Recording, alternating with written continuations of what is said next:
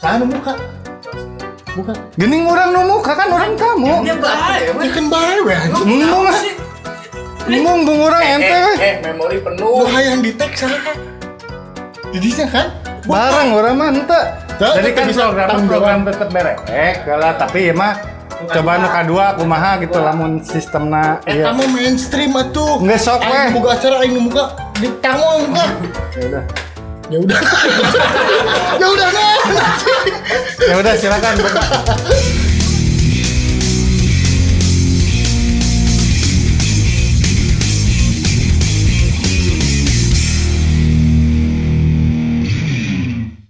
Bismillahirrahmanirrahim. Assalamualaikum warahmatullahi wabarakatuh. Selamat wayah kia buat para netizen yang Asik tuh jelas. Hah? Wayah kia teh kan siapa tahu nanti nontonnya pagi, siang kan gak jelas juga. Jadi selamat wayah kia. Maklum namanya ODGJ, jadi harus banyak dia. Jadi rek dibuka mah. Buka. Buka dulu. Jadi kita buka sesi curcol, curhat dan colok. Jadi kita buka sesi pertama ini. Kita kedatangan bintang tamu yang sangat ganteng, yaitu Ini Guys baik, ayo. yang sangat ganteng, tampan, rupawan dan menawan, yaitu saya sendiri. Dan ada teman saya di samping ini Ya. sebagai properti dari video sesi kali ini. Oke, bahasan pertama mungkin kita ngebahas tentang apa ya, Mas Pur? Ya, kita lanjut di bahasan pertama dulu lah soal statement herd stupidity. Sebenarnya statement ini kan cocok dengan Anda. Naon eta teh? Herd. Kebodohan komunal atau kebodohan bersama. Oh. Kirain komunitas pendengar. Herd. Ya mendengar gitu kan. Emang saya? Ya, I heard. Anjing. tulisannya ya. Beda sertifikat ya non lain tuh. Tukol 425. Nembak tapi kan. Tadi Iya tadi tentang naon? Herd. Apa itu herd? kan udah dijawab kebodohan komunal. Oh, jadi maksudnya gimana itu kebodohan komunal tuh? Ya nonton video sebelumnya lah. Kan udah saya jelaskan. Non muncrat deh anjing. Jadi maksudnya gimana kebodohan komunal itu secara sederhana saja, Mas Pur? Ya jadi itu sebenarnya plesetan. Di mana pemerintah mengusulkan adanya herd immunity ya untuk mengantisipasi virus ini agar tidak menyebar dan membuat panik masyarakat. Itu pemerintah mengeluarkan pernyataan herd immunity. Ya. Nah, diplesetkan menjadi herd stupidity. Oh. Jadi artinya itu Penting hati. Gitu. Ya jadi pokok nama 5M gitu maksudnya mungkin ya. New normal. Terus naon? nah urusannya sih 5M. Jadi herd immunity itu di mana fenomena masyarakat secara bersama-sama menganggap COVID itu tidak ada, seakan-akan COVID itu tidak ada. Ya, mungkin. Sehingga keadaan kasus COVID di Indonesia melonjak lagi. Itu sebenarnya bentuk kekesalan atau kekecewaan dari saudara Bapak Pandu melihat kondisi COVID di Indonesia, baik itu terhadap masyarakat dan juga pemerintah. Begitu, Kang Asmil. Oh. Jadi kalau saya sebagai masyarakat sih tidak terlalu mempedulikan juga ya. Maksudnya ya mau percaya mau enggak itu mah kembali ke ini masing-masing lah. Cuma kan kalau 5M itu protokol kesehatannya itu kan bagus juga, mau percaya atau enggak dilaksanakan gitu. Jadi kalau saya sendiri sih kurang memperhatikan juga. Terus kalau misalnya cuek dalam keadaan COVID ini karena emang udah jenuh juga. Yang pertama kan kerjaan, apalagi project yang gitu kan udah seset ya. Sebelum COVID juga, apalagi dengan adanya COVID ini. Apalagi soal jodoh ya, jadi semakin minder kan perempuan didekati. Enggak juga sih, karena biasanya pendekatan saya menggunakan metode digital. Jadi kan jadi gambling kan? enggak juga, jadi mainnya di Enggak, sosmed. maksudnya Andanya yang gambling, ngechat cewek cantik, pas ketemuan monster kan? Enggak, biasa. Yakin? Iya, karena kan bisa terlihat penonton juga bisa ngejudge lah di sini level ketampanan yang rendah siapa. Jadi ngebahas apa ini? Jadi kayak Mas Bro? gitu teh. Iya. Hah? Ngebahas apa kali ini? Ya kan tadi ngebahas. iya herd immunity ya. Tapi kan ada juga masyarakat. Stupidity. Oh iya. Masyarakat juga kan, orang gila aja, apa katanya sehat atau itu. Nah itu gimana menurut Bang Fur? Gimana? Iya, sebagai asosiasi orang gila Kabupaten Subang itu maksudnya menyikapinya. Jadi kalau dari beberapa pemberitaan kan sebenarnya ada juga ODGJ yang terpapar corona. Dites itu. Jadi tes kan. Dites. Gimana itu prosedur kalau misalnya ngetes ODGJ? ODGJ. ODGJ. Enggak, masalah kan. Mau tanya dulu waktu dites gimana? Enggak, maksudnya kan di masyarakat orang gila aja katanya kan banyak yang sehat. Cuma saya bingung juga, maksudnya tahu sehat dari mana? Karena pernah lah suatu hari saya nanya jalan ke orang gila. Itu ternyata kan orang gila, ternyata kan nggak ngejawab gitu. Terus masyarakat bisa tahu dari mana misalnya ODGJ itu sehat. Cobain aja misalnya, Mas sehat? Ke ODGJ pasti nggak akan ngejawab sehat atau nggak sehat juga. Nah itu saya pengen tahu gitu, bisa tahu ODGJ itu nggak kena COVID nggak apa, itu gimana? Apakah ada wawancara eksklusif atau gimana gitu? ODGJ? Iya. Jadi mesti clear juga, maksudnya jangan ada isu-isu nggak jelas di masyarakat ODGJ sehat gitu ya. Ternyata kan banyak juga yang positif. Itu kan mungkin nggak wawancara ya, tapi langsung tes. Kalau swab. mengklaim ODGJ sakit gimana?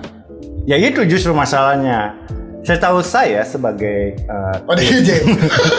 tim akademisi gitu. Ya mungkin ada beberapa metode-metode wawancara ODGJ gitu. Meskipun nggak tahu juga sih. Jadi poinnya masyarakat tahu dari mana gitu ODGJ. Sedangkan kalau nanya aja kadang kan nggak nyambung ya ODGJ.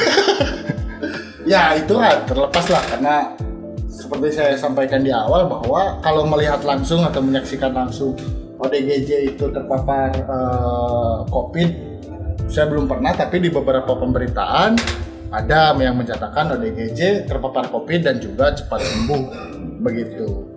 Kang Asmil. Tapi cara aman ya buat kita sebagai masyarakat sih apa ya? Maksudnya ya mau percaya atau enggak, tapi kan kita harus jangan sampai kita nggak percaya tahu-tahu positif. Ya. Mendingan kalau kita mah kan masih muda gitu, bisa cepat. Siapa yang masih muda? Nah, iya sebagian masyarakat.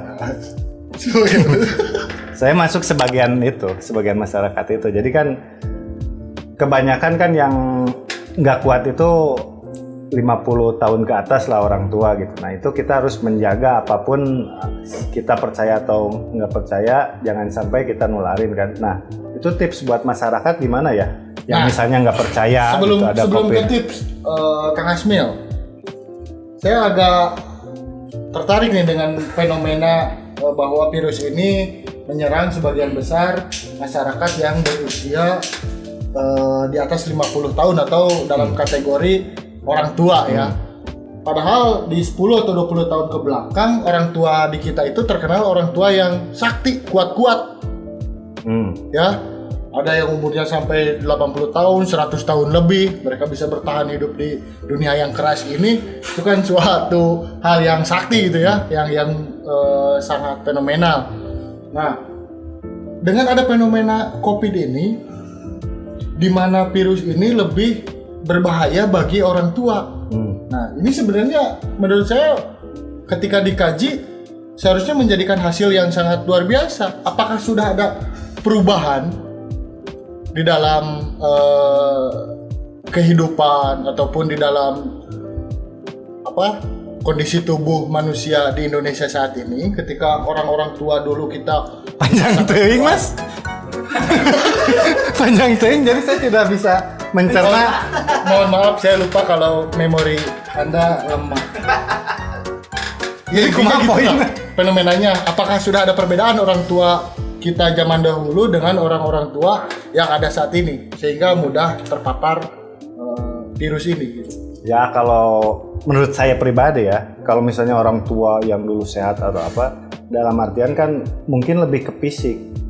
Jadi kayak misalnya ke gunung nih, sering lah anak-anak gunung gitu. Anak gunung? Nah, Bapaknya anak-anak siapa? gunung. Anak-anak gunung yang suka ke Bapaknya gunung. siapa? Bapaknya Guning. Jadi tuh ya ini tong nanya bapak tuh nyau. Itu harus dalam kajian lagi nanti gunung-gunung sejarahnya adalah mungkin dalam kajiannya bisa ngondang budayawan atau apa gitu. Tapi Budayawan di gunung urusan apa? ada itu budayawan yang ngebahas tentang gunung ada itu. Ya poinnya ke fisik sih. Jadi suka jalan kemana gitu kan, traveling atau apa itu kan sering lihat di jalan itu orang tua yang dalam bahasa Jermannya itu memanggul awinya, memanggul awi gede kan, itu kuat. Sedangkan saya sebagai pemuda, Beli rokok ke warung naik motor. nah begitu, nitip kadang kan, Ya. nggak maksudnya bawa tas ransel aja udah repot, maksudnya dari fisik. Tapi kan kalau bicara tubuh atau misalnya sel-sel ya pasti emang kebanyakan fisik orang tua dulu emang pada kuat-kuat, bisa jalan lama atau apa. Tapi kan secara sel-sel di tubuh itu antara orang tua dan pemuda itu kan beda. Itu mungkin yang kebanyakan diserang virus itu. Mungkin ya. Karena saya paham juga virus komputer karena background saya kan. Tapi ya hampir Nah sama itu lah. soal virus komputer yang penemu atau pembuat apa McAfee apa McAfee. McAfee itu meninggal di sel katanya. Dari berita itu kan apa namanya bunuh diri, tapi kan itu mah biasalah Ada hubungannya nggak dengan virus COVID? Apakah dia frustasi karena tidak bisa menyelesaikan COVID? Enggak juga sih. Jadi itu mah lebih ke politis lah. Ada berita-berita politis yang kayak Epstein gitu. Epstein kan bunuh diri ketika ada kasus, itu juga kan disebut dibunuh dirikan gitu. Cuma Berarti itu mah dibunuh diri kan, bukan di COVID kan? mungkin itu sesi khusus bahasanya politik luar negeri lah. Kita kan lagi Ya udah sekarang kita bahas politik luar negeri aja dulu ya. Bisa. Kita balik lagi soal COVID nih, Kang Asmil. Menurut Kang Asmil yang hidup Kalau bermasyarakat, itu tamu teh siapa? Bebasnya, silitanya gitu kan? benar tamu Oh. Imam Batur kan?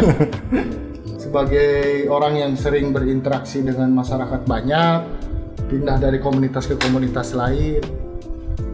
Tadi kan mau menyampaikan tips soal COVID, ya. Nah, silahkan. Kira-kira apa tips yang paling tepat soal COVID ini, Kang Asmil? Jadi kalau menurut saya pribadi yang saya ralat itu bukan aktivis juga, saya mah cuma lebih penasaran aja dan lebih senang berbaur dengan masyarakat. Ya saya nggak ngerasa aktivis juga, biasa sajalah masyarakat biasa. Aktivator atau ganti? Itu mah kalau Windows-nya emang pakai bajakan, bisa saya pakai aktivator. Oke, Tapi, terus? nah mungkin tips dari saya pribadi sih, banyakin tidur aja lah. Jadi kan kalau baik, pemirsa itu sangat Enggak. solutif sekali, banyakin tidur. ya kalau misalnya kan harusnya kerja bisa aja, kalau kerjaan misalnya kan kita terpapar COVID dari orang lain, tapi kan kalau tidur mah nggak mungkin kan? Ya udah kalau gitu suruh mati aja semua. Nggak juga, kan Enggak tidur ada yang aja. terpapar kalau mati semua. Ya banyak juga yang mati kan karena terpapar. Bener kan? Ya maksudnya yang lebih solutif. Ya itu salah satu solutif lah, maksudnya kan kalau tidur kan nggak ada kegiatan, karena kan harus dibatasi juga mobilitas lah. Kalau bahasa Rusianya itu. Terus nasib pekerjaan gimana? Soalnya di media sosial ada yang gini, ketika pemerintah menerapkan kembali PPKM atau persempitan dari PSBB, banyak masyarakat yang mencemooh gini, PPKM terus hari nyatu kumaha, lamun teu digawe mah ada teu boga duit mal nyatu. Iya. Gitu cara Kang Asmil. Nah, sedangkan tadi solusi dari Kang Asmil itu tidur. Nah, itu kan berarti Kang Asmil pro terhadap masyarakat yang berstatement Nggak pro, mungkin kontra. Maksudnya kontra iya. terhadap masyarakat yang Iya. berstatement bahwa kalau tidak bekerja, masyarakat tidak Tidak akan hidup. makan, tidak makan gitu kan, tidak bekerja, tidak dapat duit ya. Ya. Nggak ada orang kan makan lagi tidur kan. Jadi solusi ada. juga nggak ada kan, kerja sambil tidur nggak ada. Tapi orang lagi tidur beri beteng nggak ada kan Ismil? Demi Allah. Aing mah. Kalau saya mah termasuk yang kebluk, Sarajan beri betengnya sare gitu. kecuali pipis dan pengen modal paling, karena kan bahaya itu pasti kerasa. Paling ngompol. Iya bahaya kan. Ya. Tapi kalau lapar mah ya kadang-kadang juga sih. Pantesan bulan puasa tamat Kang Asmi. Iya itu tips. Full. Jadi sebenarnya pakai beberapa logika yang emang Mang tolong. out of the box lah. Ya itu kan pribadi kalau saya ngelaksanain pribadi gitu. Kalau yang lainnya boleh Ya, jadi dilaksanakan. harapannya kepada Cuma kan nggak bisa kawan-kawan juga yang Mas Pur menonton karena ini, kan kerjaan saya ini sendiri. Masukkan dulu kepada kawan. Kalau anaknya menonton suruh tidur dulu karena ini obrolannya Nggak Mas, ini konten dewasa. Jadi nanti di YouTube-nya itu di filter. Jadi nggak usah juga. berarti nggak muncul di YouTube Nggak akan Kids. muncul. Kecuali emang orang tuanya ngebebasin. Jadi bukan tanggung jawab kita juga. Gitu. Tanggung jawab siapa? Ya salahin pada orang tuanya. Karena nggak baca ada aturan kan. Aturan sebenarnya YouTube itu boleh diakses video yang mana aja itu ada. Nantilah sesi khusus lagi. Bagi KPAD kalau mau KPAD gini. Komisi Perlindungan Anak, Anak. dan Ibu KPIA. Cuma KPAD. Komisi Perlindungan Ibu dan Anak lah pokoknya. Perlindungan anak. Anak. Nah, perlindungan Aidena. anak. Lanjut. Main lanjut we tadi sampai mana dah? Ya sampai Panjang. ibu yang Tips dan ya, trik. tips. Ya tetap mobil 5M itu sih harus kalau menurut saya. Apa aja 5M itu Kang Asmil? 5M itu mengurangi mobilitas kan, mencuci tangan, Satu. memakai 2, masker, 3, menjaga jarak, 4. makan lah. Ya harus makan juga kan, biar sehat. Bener, berarti Ya pokoknya 5M. 5M adalah biasanya di baligo-baligo Yang kelima makan ya. makan. Baik. Dan tambahan lainnya duit sih. Kalau saya mah jadi banyakin vitamin juga. Vitamin D sama C Itu terutama. masuk ke M yang mana? Ya enggak, itu maksudnya tips tambahan. Jadi imun tubuh itu kan bisa menggunakan vitamin D kalau enggak C. D itu duit, C itu cash. Jadi kalau bisa sering-sering punya duit cash. Kang Asmil, tadi kan kita baru bahas satu perspektif. Selilat tinggal. Hiji perspektif kan tim masyarakat. Saya kira kalau hanya bahas dalam perspektif masyarakat itu nggak berimbang. Nah kita bahas di perspektif pemerintahnya. Tapi kan saya bukan pemerintah, Bang. Ya, tapi kan tadi bilangnya pengamat. Oh, pengamat bebas. Bebas. Oh, bebas. Nanti kan yang diciduk Anda.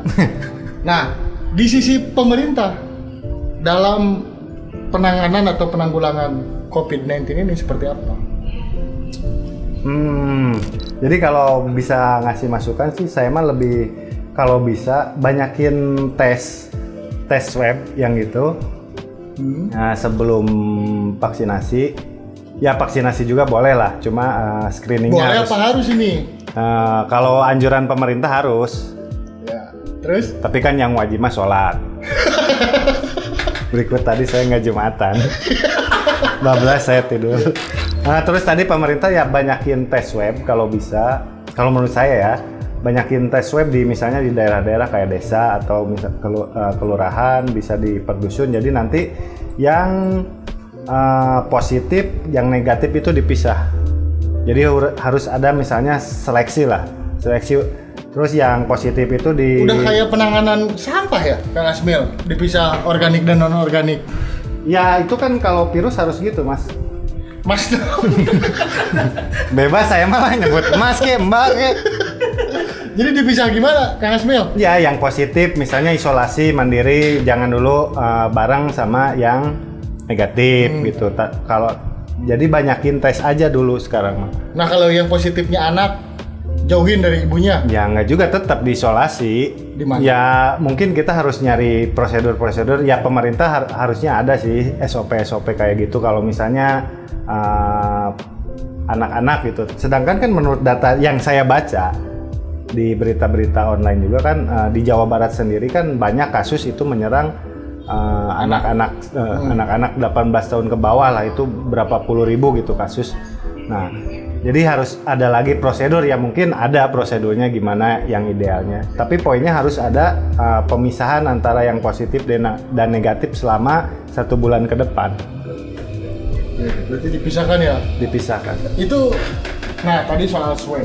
Seberapa efektif menurut Kang Asmil swab itu? Nah, kalau bicara efektif enggaknya, saya juga belum pernah di swab, Mas. Terus ngapain dianjurin di swab? Ya karena idealnya gitu, karena saya nggak pernah di swab itu karena kemarin soal biaya. Kan ada yang gratis. Ya nggak tahu saya. Biasanya yang gratis di puskesmas sih, cuma kan pagi, Mas. Bukan di puskesmas ya? Kesmas. Kesmas. Di kesmas. Di kesmas itu biasanya pagi-pagi, Mas. Saya biasanya molor gitu jam segitu. Jadi kalau udah siang nggak ada gitu. Itu saja sih. Kalau dulu kan kalau misalnya di swasta yang itu harus bayar. Ya. Berapa itu Kang Asmil bayarnya? Nah itu yang saya juga nggak tahu. Nggak tahu apa pernah nggak tahu nih? Emang nggak tahu. Karena banyak juga lah yang segini cuma emang aslinya nggak tahu berapa tes swab. Nah ada beberapa selentingan juga yang membuat tadi kalau bahasan di awal kita bilang soal herd immunity, herd stupidity, soal kebodohan komunal. Banyak juga yang beranggapan bahwa COVID ini konspirasi lah, COVID ini politik lah, dan sebagainya. Karena ada beberapa temuan dari beberapa LSM juga kelompok masyarakat yang menganggap ada beberapa penyimpangan di dalam pelaksanaan penanggulangan dan penanganan COVID-19 ini, Kang Asmil. Ya. Nah, salah satunya kan pertama soal data bansos. Seperti teman saya tuh. Teman saya yang kerja sebagai puskesos, yang kalau terkenal sama puskesmas itu, udah berjuang siang malam, nyatanya datanya tetap disia-siakan atau dianggap tidak berguna oleh pemerintah. Nah, kemudian terkait bantuan-bantuan untuk lembaga kesehatan.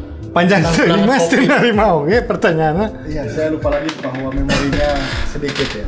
Satu Maksudnya ada dulu. beberapa penyimpangan terkait penanggulangan COVID ini. Pandangan Kang Asmil seperti apa? Kan tadi ngomongin datanya, terus pandangan apa tadi? Penanggulangan yang Iya, kan termasuk salah satunya dari antaranya anggaran juga. kan ada data bantuan untuk UMKM yang tidak tepat sasaran dan sebagainya. Menurut pendapat pribadi saya ya, kalau misalnya data kan karena tiap instansi sendiri juga kadang ngedata juga, misalnya dari dinas apa gitu, mendata lah. Cuma poinnya kadang kan format datanya itu yang berbeda, sedangkan yang produsen datanya itu pakai format yang beda juga. Jadi kan anggaplah ada ribuan atau ratusan ribu atau jutaan data dengan SDM yang terbatas, dalam artian terbatas kapasitasnya, jumlahnya gitu. Itu ngedata yang formatnya beda-beda itu kan memakan waktu dan akhirnya mungkin udahlah yang ada aja dulu atau yang apa. Biasanya itu mungkin salah satu soal data. Jadi mungkin idealnya harus ada format data yang bisa dipakai berbagai dinas, meskipun sebenarnya udah ada kan undang-undang satu data itu. Tiap dinas itu punya versi data masing-masing gitu. Biasanya gitu.